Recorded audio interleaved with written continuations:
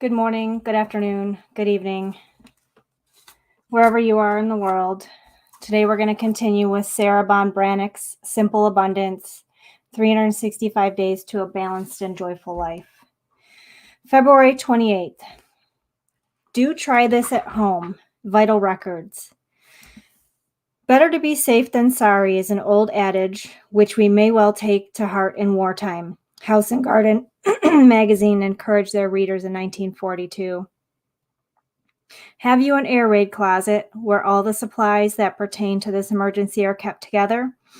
It may be only a cupboard, but it should be intelligently planned. So let's begin.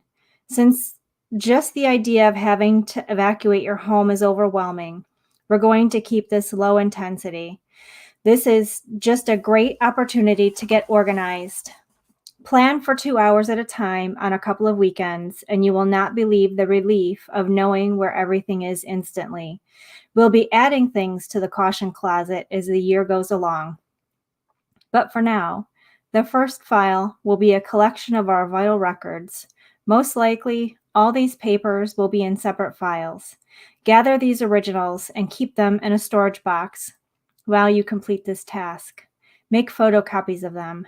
And if you have a scan function on your computer and printer, you can also scan your information, which will give you vital documents file to keep on a backup disk, thumb drive, or in the cloud. The originals can be placed in a personal storage box or briefcase that is both fireproof and waterproof. I like to keep each category of documents in a clear 9 by 13 inch plastic envelope with a snap. This way I can immediately identify the file.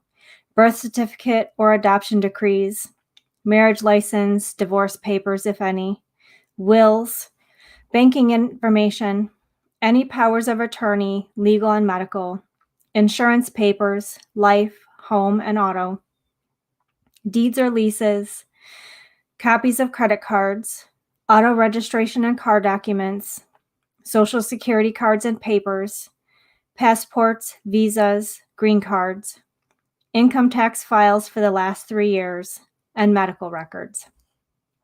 When you're done with this enormous project, keep the clear folders and disk or thumb drive in a backpack that is used only for this information. Keep the backpack inside a closet that is closest to the door you use to exit from when you leave your home. While previous generations have relied on paper copies, today electronic versions of vital records are the norm and are infinitely easier to transport. I call this project, you'll never need to know this, but once you have assembled your documents, take photos with your smartphone and email them to yourself with a searchable subject line, which in my case would be something like family docs, SSB, birth, save, all the photos in one folder on your computer for easy access, or upload them directly to the digital storage service of your choice. On an extended trip abroad, a friend uploaded all relevant documents to a shareable Google Drive and sent the link to her family. At any time, her children or siblings had access to her information from the other side of the world. Fortunately, her family never needed to know this information, but knowing they had it reassured everyone. By the way, preparing digital vital records for someone who isn't a tech whiz is a great gift. It will give someone you love such comfort. So one thing that I have, which has actually proved invaluable to me, is digital copies of the backs of your credit cards, because on the backs of your credit cards are the numbers to call in case something happens and you lose your wallet or you lose your purse or someone steals it. And I have misplaced things previously.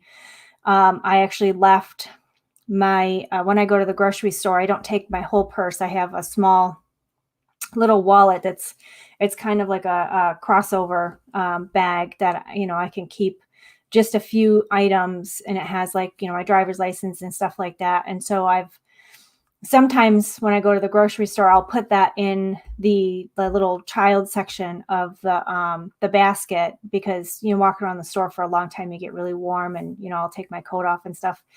And I've actually left that in the shopping cart in the parking lot of the grocery store. Now, thankfully, I didn't make it all the way home before I realized that I'd done that. And I turned around and went back, and the cart was still there and my wallet was still there. And I was very, very grateful that, they were still there.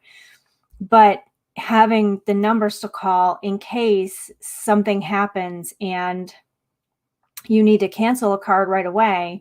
If you don't have a card to look on the back for the number, then, it can be really, really hard for you to try and find online the number that you need to call, because there's so many different numbers for so many different card companies. And then it's also really neat now because a lot of these credit card companies have, you can have an app for your phone and you can turn your cards on and off. So, and notifying the card companies if you're traveling so that they know that, any charges, like I took a trip to Florida a couple months ago, and it was just a couple day trip, like down and back. I flew down one day and stayed overnight and came back the next day.